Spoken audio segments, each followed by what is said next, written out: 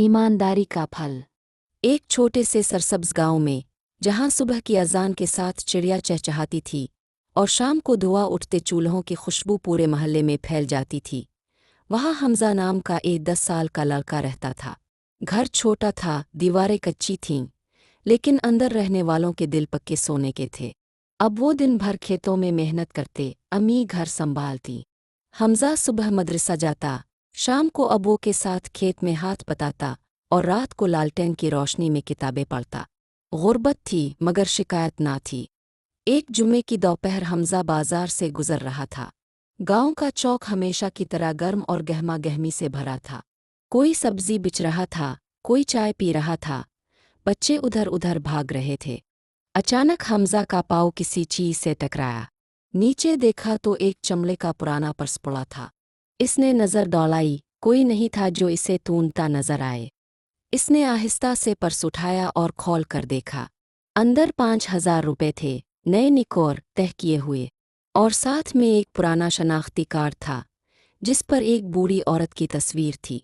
नाम लिखा था जुबैदा बीबी और नीचे गांव के अंदर ही एक घर का पता। हमजा के दिल में एक लम्हे के लिए शैतान ने दस्तक दी। 5,000 रुपये।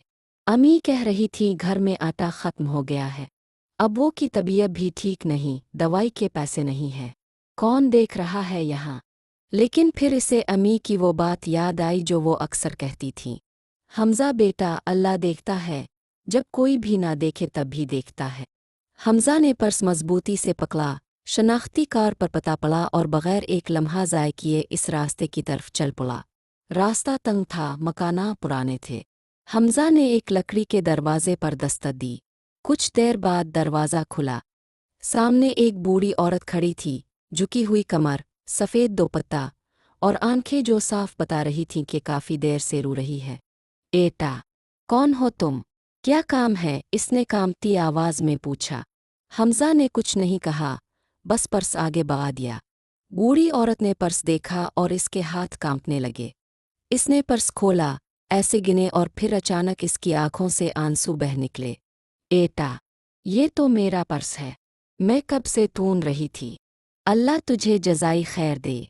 हमजा ने अदब से पूछा, दादी अम्मी क्या हुआ था? सब ठीक तो है?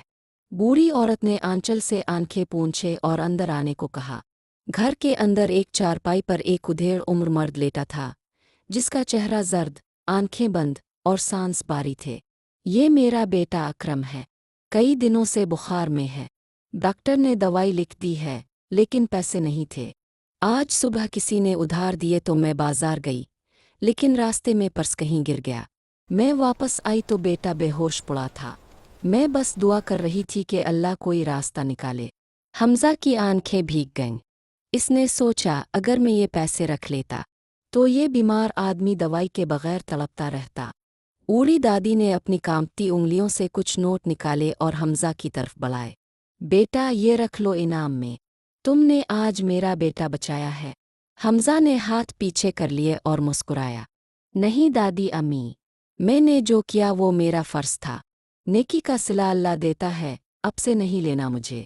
बस दुआ करे कि चाचा जल्दी ठीक हो जाए। बूढ़ी औरत के मुंह से बस इतना निकला, अल्लाह तुझे दुनिया और आखिरत दोनों में कामयाब करे मेरे बच्चे। हमजा जब घर की तरफ वापस चल रहा था तो दिल हल्का था। जेब खाली थी, लेकिन सीने में एक अजीब सुकून था, वो सुकून जो सिर्फ नेक काम के बाद मिलता है। घर के करीब पहुंचा तो देखा कि दरवाजे के बाहर पड़ोसी चाचा सलीम खड़े हैं। उनके साथ एक लड़का है जो आटे की बोरी उठाए हुए है। चाचा सलीम ने मुस्कुराते हुए कहा, हमजा के अब वो घर हैं।